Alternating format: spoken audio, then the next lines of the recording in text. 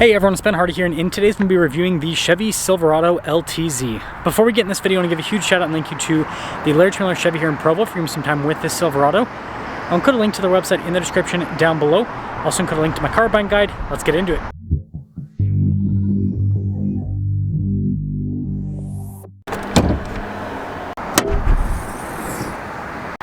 Under the hood, we have a 5.3 liter naturally aspirated V8 that goes through a 10-speed automatic transmission.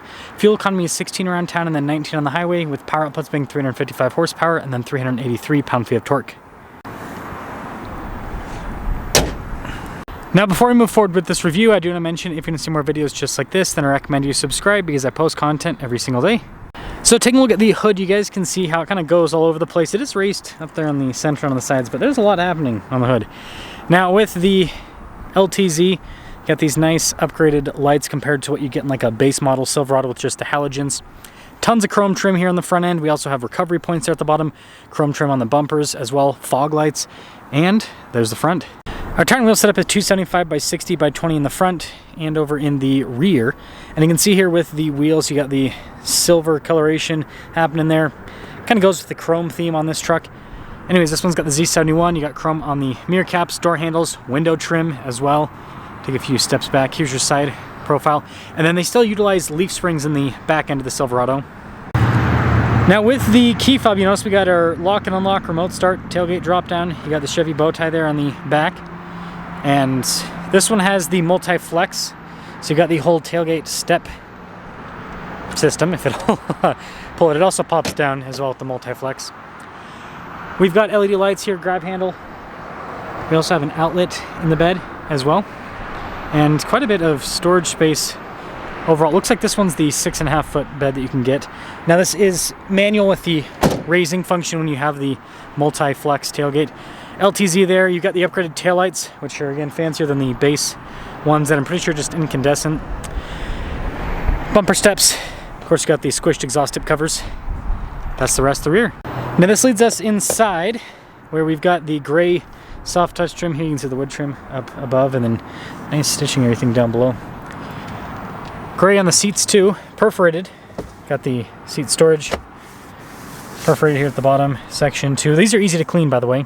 Flat loading floor here, a little storage pocket. And by the way, you do have storage underneath the seat too.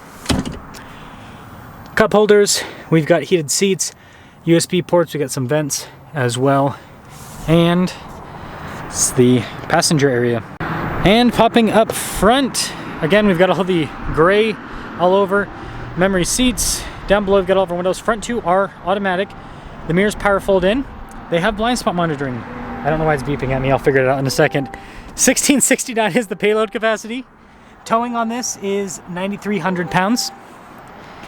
And then here's the front seat, again, perforated all down the center portion. All of your adjustments on the side. Got this for the heads-up display to adjust it. Steering wheel is power adjustable. All of our light controls. Drive mode select is the twisty dial. And then tow haul mode is just the press in there at the bottom. And then it does have 4-wheel auto as well as high and low. Okay, let's figure out this beeping. So close the door. It just didn't want the... That's weird. Cool little startup though. So here's a quick look at the steering wheel, soft touch all around, radio controls there. On the back of the steering wheel, paddle shifters here for the 10-speed. I like how the heat steering wheel buttons on the steering wheel makes it user-friendly. You also have cruise control, controls for the center in general. Turn signal / windshield wiper stock there as well. Now with the gauge cluster, it is fully digital. You can scroll through the menus there in the center so that you can see different items with the car. Navigation's up right now. It'll give you a little animation for the tow haul mode, and then we also have a sport mode as well as an off-road mode that we can go into. 360 camera system, really good resolution. So crisp with all the photos. And then this leads us to the infotainment system. So shortcut bar on the side, main tab here. We do have Android Auto and Apple CarPlay, and then you've got the little side tab there as well. And then a couple of physical controls. And then below that's a bunch of physical buttons for different functions in the truck. So lane departure, parking sensors, auto stop, start, tailgate drop down, stability, hill descent. That's to roll down all the windows at once. Trailer brake controls integrated. We've got our dual zone climate controls, heated and ventilated seats with this. And then more storage in this area. The shifter for the 10-speed. And then gently switch hands here.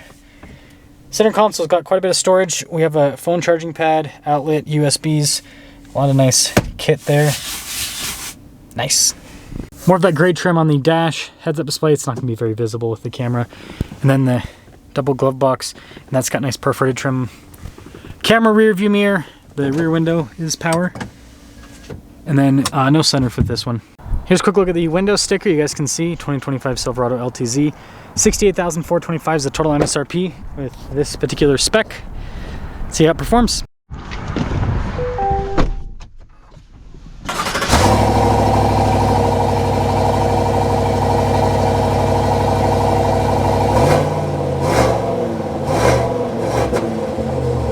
Let's talk about visibility before we set off. Here's visibility of the hood, heads-up display. Both the mirrors do have blind spot monitoring for the rest of the rear. And let's set off. So I'm actually very surprised. I looked, you know, I reviewed so many cars over the years. So it's always hard to keep track of what I've reviewed in a model year and what I haven't.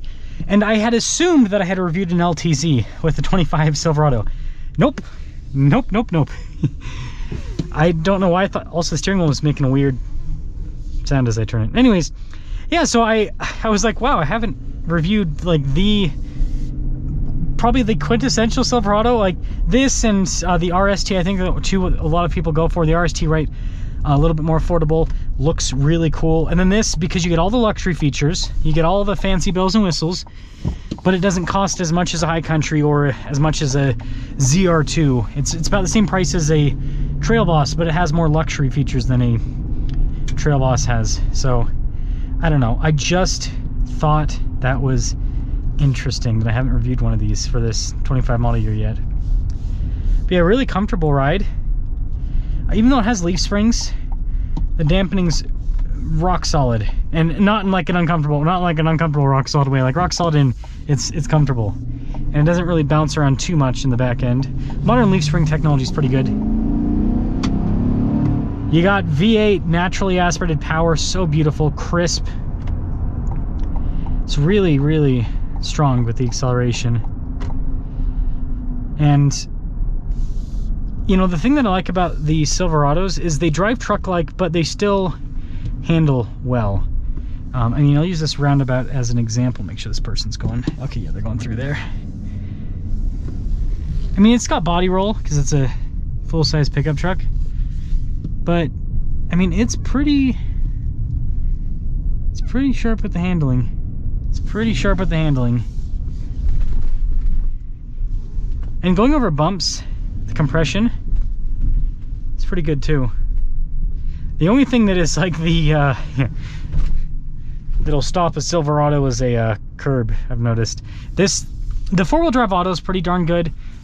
I will say that. It's not super. Chevy's traction control system is not really all that advanced compared to some of the other traction control systems I've tested out. Like a good example is Toyota's crawl control, for example, and they have like a one pedal drive. I know this is talking about off-roading stuff, but it's still interesting to note with these trucks that that is something that's more old school with them, is the traction control. Like it does have traction control, which is modern technology, but it's not like a crazy, like super torque distributing magical system like what you have with some other automakers. But anyways, let me guys think about the Silverado LTZ. I think it's a really solid package. Again, if you're not going to be doing crazy off-roading that the ZR2 provides, this gives you good enough ground clearance that if you live in a rural area like I live in, you put some all-terrain tires on this and you'll be just fine. They do come with the G80 rear locking differential hill descent control, so it still has some stuff to help out with the more rugged roads. And that's got all the luxury features. And again, it's not cheap by any means. It's still almost 70 grand before taxes. But, you know, a ZR2 loaded up is 80 grand plus. High Country's over 70,000. And then you look at the competition, you know, loaded up Laramie or loaded up Lariat. Those are very, very expensive. Am I supposed to be forward or backwards? Looks like they're kind of in a line. Yeah. Anyways, yeah, it's a little bit... There we go. It's a little bit more affordable than the competition, but still gives you all the modern features. Let me know your thoughts.